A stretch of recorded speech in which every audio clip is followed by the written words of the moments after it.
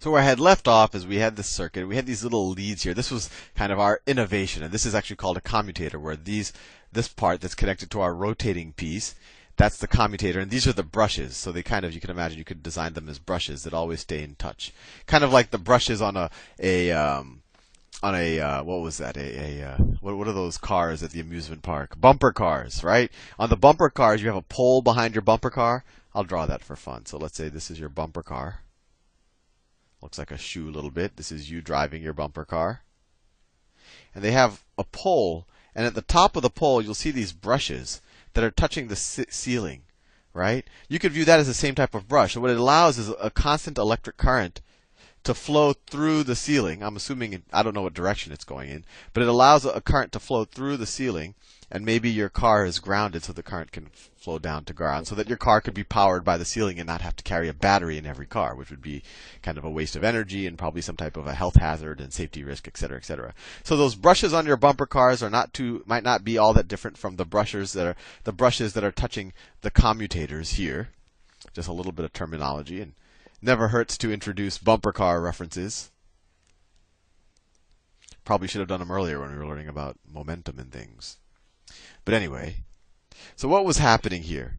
So going back to our first video, we have the current going down like this. And then if you use your right-hand rule with the cross product, you know that the net force from the magnetic field is going to be downwards on the left-hand side, upward on the right-hand side. So you have a net torque rotating it like that, rotating the right out of the page, the left into the page or into the video screen, up to the point that you've rotated 90 degrees, and now you're looking kind of, so this side right here, let me do it in a different color so you can see it. This side is this side, right on top, and this side is on bottom, below the page. This side is now above the page, right? If this distance is r, this side is now r units above the page. And I said, ideally, maybe your commutator loses touch with the brushes at this point, right? Because they're popping out a little bit, so when you're vertical, they actually lose touch with the brushes. So you have no circuit flowing, so you save a little battery energy, and you just let a little bit of the angular momentum carry this whole rotating contraption further a little bit, to the point that your configuration will look like this.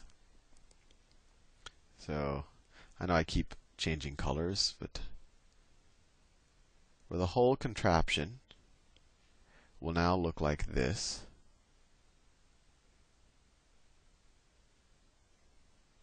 Will now, okay. That's my positive, negative, positive, negative. Current flows like this.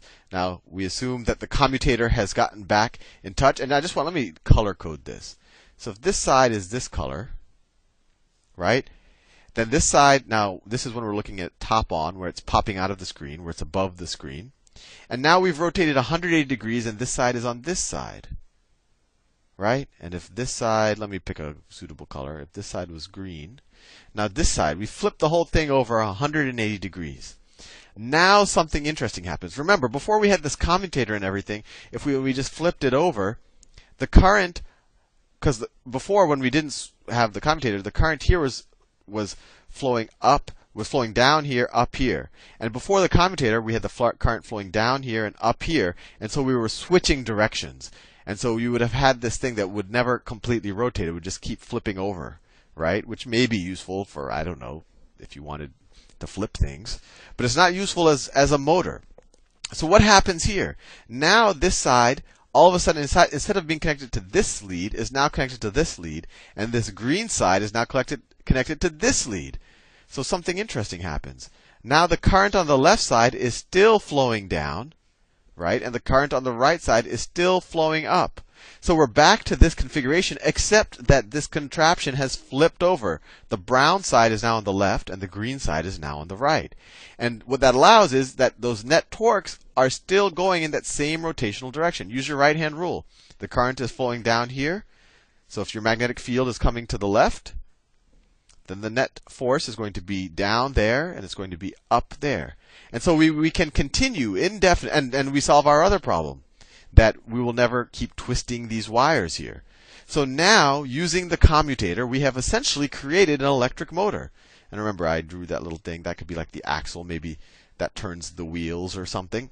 So if you have a constant magnetic field, And you just by using this commutator, which as soon as you get to that kind of vertical point, it cuts the current, and then when you go a little bit past vertical, a little bit past 90 degrees, it switches the direction of the current. So on the left-hand side, you always have the current coming down, and on the right-hand side, you always have the current going up, so that the net torque is always going to be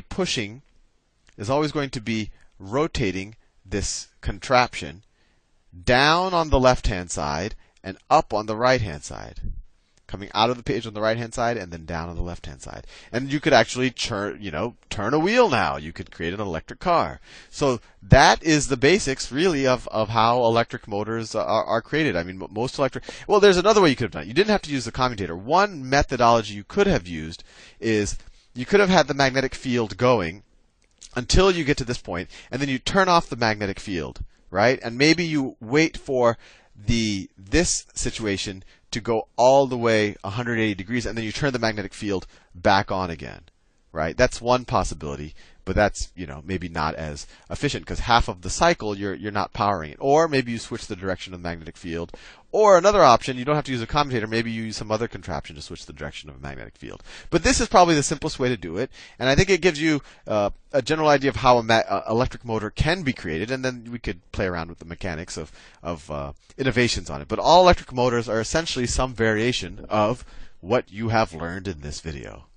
Isn't it neat to learn something useful? See